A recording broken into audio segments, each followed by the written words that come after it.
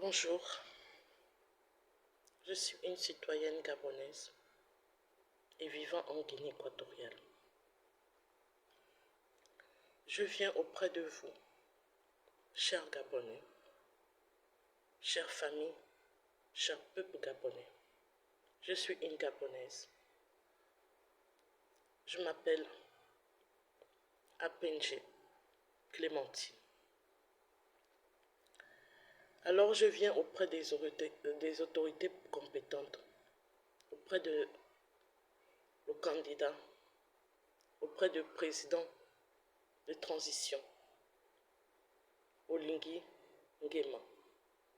Je viens auprès de vous avec toute la douleur d'une femme gabonaise. J'ai été mariée avec un Libanais pendant 18 ans. Alors ce Libanais vivait chez mes parents, il louait. J'ai rencontré ce Libanais, il n'avait rien. Alors j'étais mariée avec lui.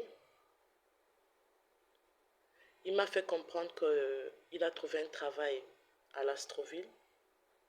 J'ai dit ok. J'ai suivi mon mari, comme une femme digne, j'ai suivi mon mari à l'Astroville. Alors, il m'a fait comprendre que moi, lui, comme à l'Astroville, il n'y a pas des écoles, est-ce qu'on pourra envoyer les enfants au Liban? J'ai dit ok, mais en condition que je dois aller de temps en temps voir mes enfants. Il m'a dit ok. J'ai souffert avec cet homme. Vous ne pouvez pas savoir combien je me suis battue. Avec cet homme, on mangeait une fois par jour. Je dis bien une fois par jour. Je suis partie à l'Astroville avec lui. Il m'a fait promettre que les enfants vont rester au Liban. Après, moi, je devais monter, vivre avec eux. On partait chez sa famille. Je remarquais que mes enfants avaient du mal à s'exprimer. Dès que je parle avec les enfants, ils paniquent. Je sentais vraiment une panique dans leurs yeux. Les enfants n'arrivaient pas à s'exprimer. Moi-même, quand je partais au Liban, je n'avais pas la paix. Je passais mon temps qu'à nettoyer leur maison. Ils font de la nourriture à en verser par terre. Je vivais avec cet homme, je serrais la ceinture parce qu'il disait que les enfants sont au Liban. Alors je supportais avec cet homme. Et alors, il a fait semblant, oh non, il faudrait qu'on économise pour qu'on puisse acheter une maison au Liban. D'abord de un, quand on partait chez sa mère, on était gênés. Il y a la mère qui habite là-bas. Il y a deux hommes qui habitent là-bas. Il y a la petite fille de sa mère. On était une affaire de 7 dans une maison. Une maison vraiment pas très jolie, délabrée. Alors je me sentais gênée de pouvoir dormir, partager la chambre avec mes beaux-parents, partager la maison avec mes beaux-parents. Moi, en tant que femme qui veut la réussite de son mari, je lui ai dit de prendre un appartement. Alors, dès qu'il a vu, je commençais à aller au Liban rarement. Il a commencé un jour, moi je suis une femme battante. C'est pas parce que je vis avec un Libanais que je ne dois pas travailler. Le peu d'argent qu'il me donnait, j'ouvrais mes magasins. Tout le monde me connaît à Libreville. J'ouvrais mes magasins, je voyageais. Alors un bon jour, je lui ai fait comprendre que bon, écoute, moi je trouve que les affaires sont mieux à Dubaï. Alors il me paye le billet, il me fait partir à Dubaï. Je lui dis, bon, j'aimerais ouvrir un restaurant là-bas parce qu'à Dubaï, c'est bien de faire le restaurant. J'aimerais ouvrir un restaurant là-bas. Alors, je m'en vais à Dubaï. À mon retour, je vois qu'il est parti à la police. Il a dit à la police, abandon de foyer. J'ai dit, abandon de foyer comment? Dès que j'arrive, je trouve les policiers devant la maison. Je dis, attends, on va parler, j'arrive. Je trouve les policiers devant la porte. Les policiers me disent, ne n'est pas rentré. Alors, quand les policiers me disent, ne n'est pas rentré, je dis, mais c'est chez moi. Vous avez quel mandat? Les policiers me brutalisent devant lui. Les policiers se mettent à me frapper dessus. Ils ne sont pas en tenue, mais ils ont dit qu'ils étaient policiers. Après, il dit aux policiers que non, laissez-moi, je vais prendre mes affaires, je vais partir. Quand il est parti, il a commencé à m'envoyer des trucs, je vais divorcer, voilà, je vais divorcer, voilà, tu m'as attribué un enfant et tout ça. Moi, je lui ai dit, écoute, après 19 ans, l'enfant a 19 ans aujourd'hui, quand on s'était séparés, l'enfant avait 19 ans, aujourd'hui, l'enfant a 23 ans, et j'ai une fille avec lui. Donc, j'ai fait tout pour faire venir mon enfant. Je parlais avec mon enfant parce que lui, il était séparé, l'enfant avait 19 ans. Aujourd'hui, l'enfant a 23 ans, et j'ai une fille avec lui. Donc, j'ai fait tout pour faire venir mon enfant. Je parlais avec mon enfant parce que lui, il était grand. Il m'a dit, maman, je suis grand. C'est peut-être ma petite soeur Lynn qu'ils vont manipuler. Moi, il ne peut pas me manipuler. Je veux venir. Quand l'enfant est venu, il a commencé à nous donner un peu l'argent chaque fin du mois pour me calmer. J'ai essayé d'entamer les procédures au niveau de la justice. Vous-même, vous savez, les Libanais, quand ils ont les moyens, ils corrompent tout le monde. Ils ont commencé à me faire des trucs, à me menacer. Voilà, tu vas voir, je vais te foutre en prison. Je dis, mais tu vas me foutre en prison, que j'ai fait quoi? J'ai rien fait. Tu ne peux pas me dire que j'ai abandonné le foyer, or que c'est vous-même. C'est lui-même qui m'a payé le billet que, ok, soi-disant comme il m'encourage, je suis sa femme et qu'il veut que j'évolue. Alors, je suis allée voir à l'endroit où on s'est marié au 3e arrondissement. Au 3e arrondissement, moi je me suis mariée monogamie. Je pars, et comme le maire c'était un de ses amis, je pars, je vois maintenant que je suis mariée polygamie. Alors j'ai dit au maire que c'est pas bien. Vous-même vous savez que moi je me suis mariée monogamie et communauté des biens. À la minute, il a appelé mon ex-mari pour dire que, écoutez, arrangez ça avec votre femme, moi je ne veux pas de problème.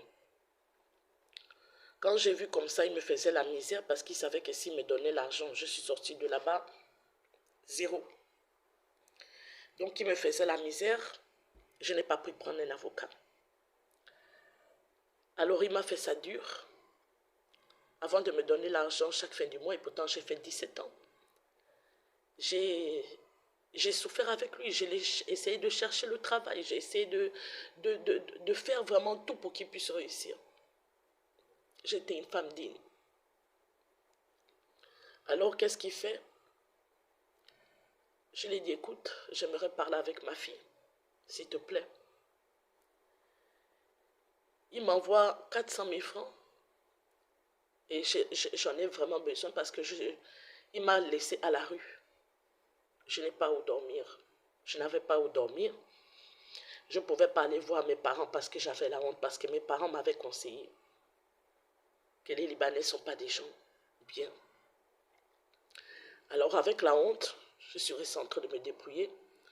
Quand je l'appelle, s'il te plaît, tu peux m'envoyer un peu d'argent. Qu'est-ce qu'il fait?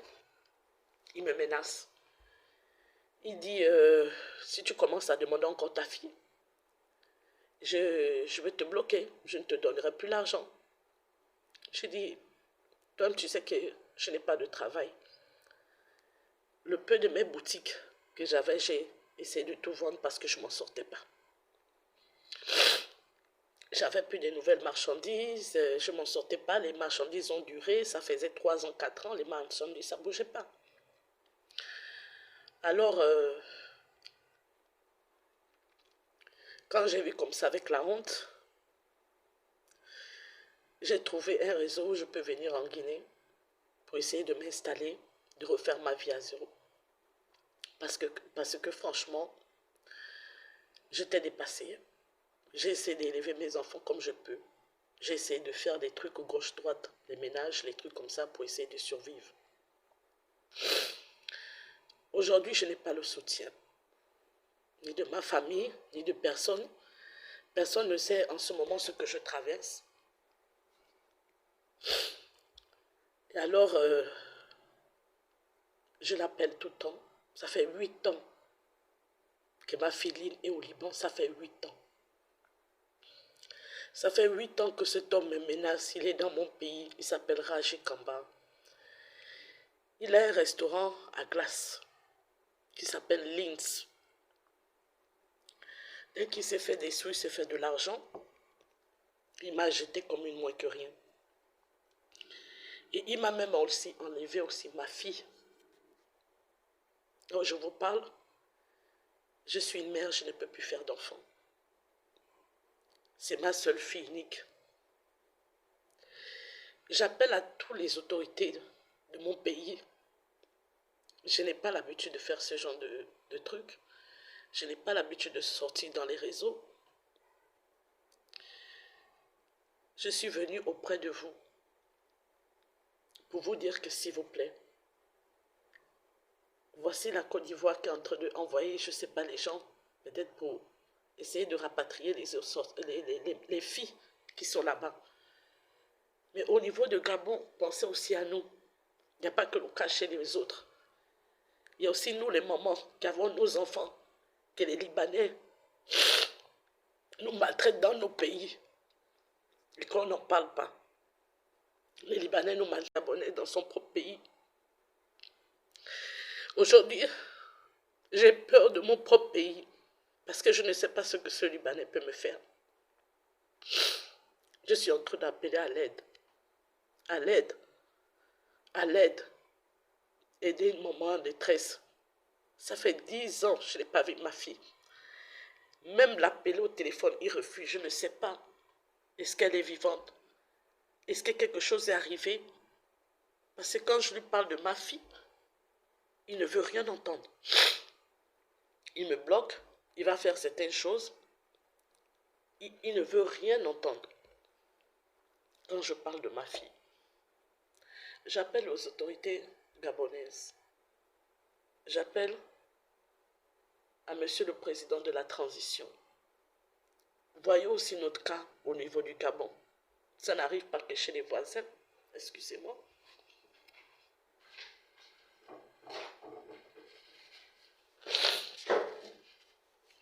Ça n'arrive pas que chez les voisins, chez les autres. Ça n'arrive pas que chez eux.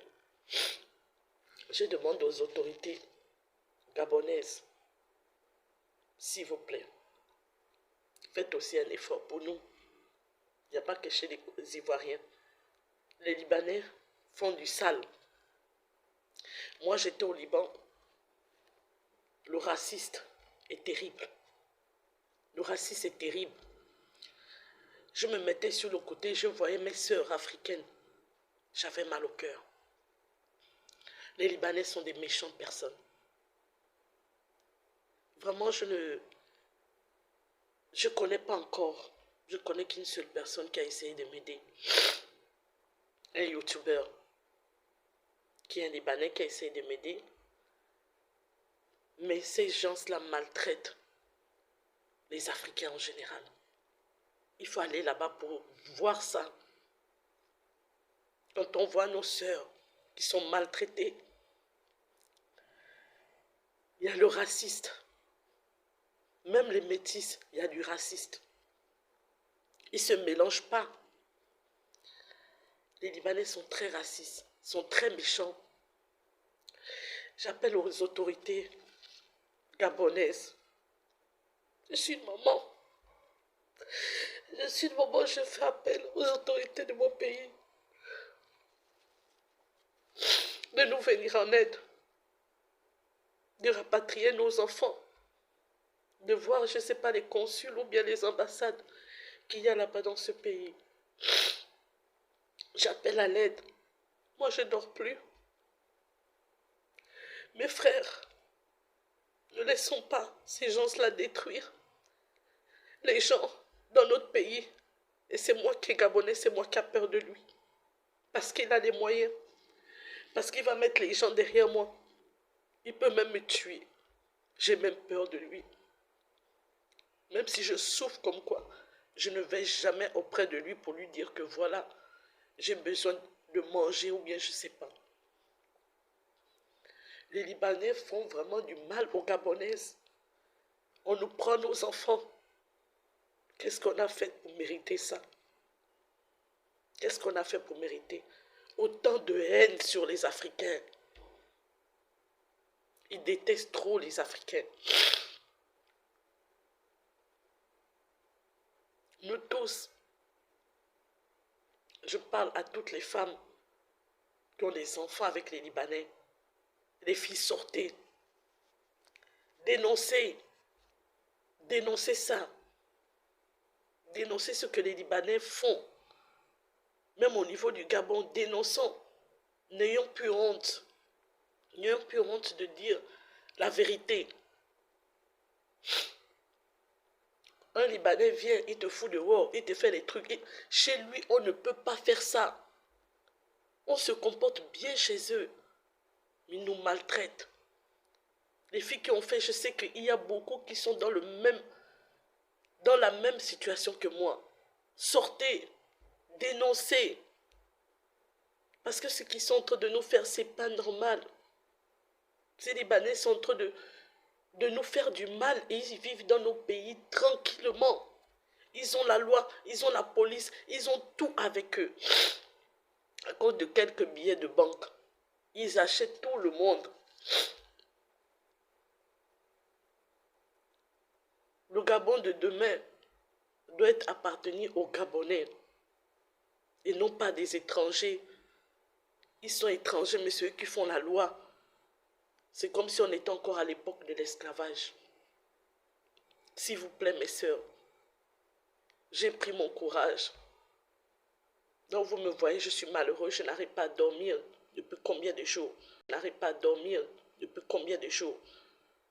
Que j'ai entendu la guerre au Liban et je n'ai pas de nouvelles. Je n'ai pas de nouvelles de mon enfant. Je n'ai pas de nouvelles de ma fille. Il est là-bas tranquille. Il vit au Gabon, il mange, il machin, il se met à l'aise et c'est lui qui menace. Il me menace que je vais t'emmener à la police, je vais te faire ça, je vais te faire ça. Il a déjà fait ça parce que une fois les policiers sont venus me brutaliser devant lui. Je pleurais. J'ai dit, comment tu peux laisser les policiers venir me taper? Comment tu peux laisser les policiers venir frapper ta femme? Un jour, je suis allée là-bas pour m'expliquer. Son propre grand frère m'a enflé l'œil comme ça.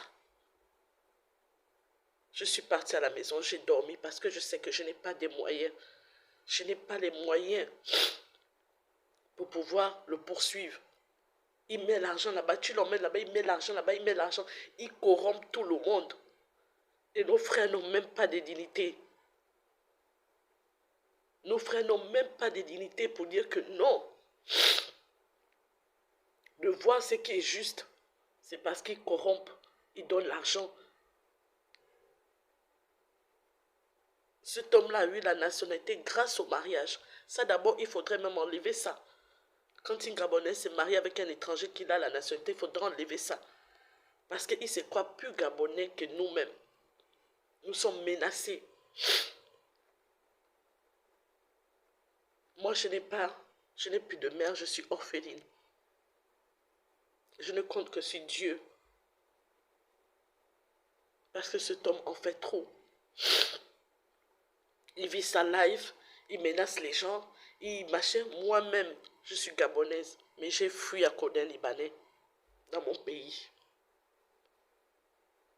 Parce que je me suis dit qu'il est capable de me faire du mal.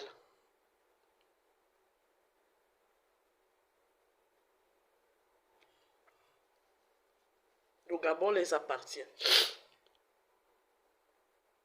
J'appelle à toutes les filles de dénoncer. Dénoncer ce qui est en train d'arriver.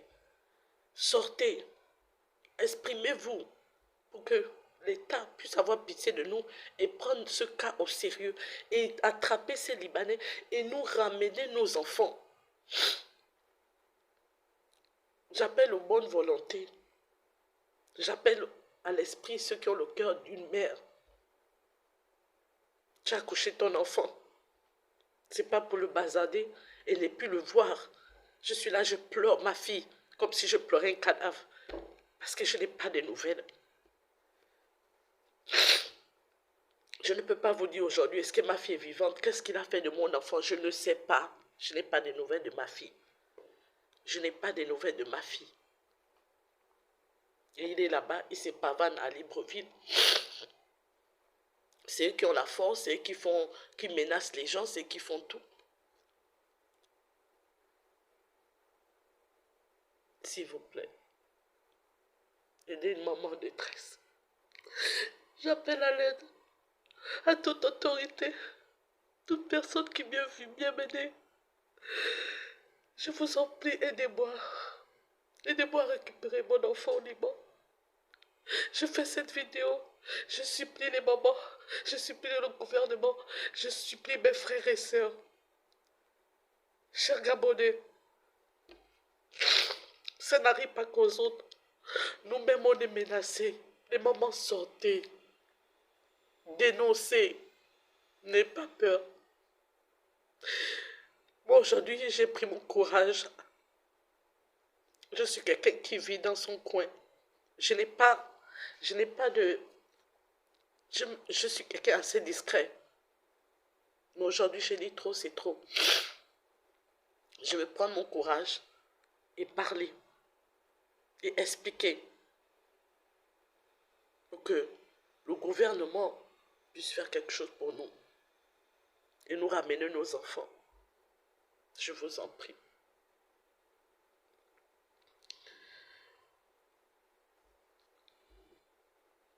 Celui qui veut prendre mon numéro, me laisse un message. Les gens de bonne volonté qui veulent bien m'aider, me laissent un message. Et comme ça, je rentre en contact avec vous.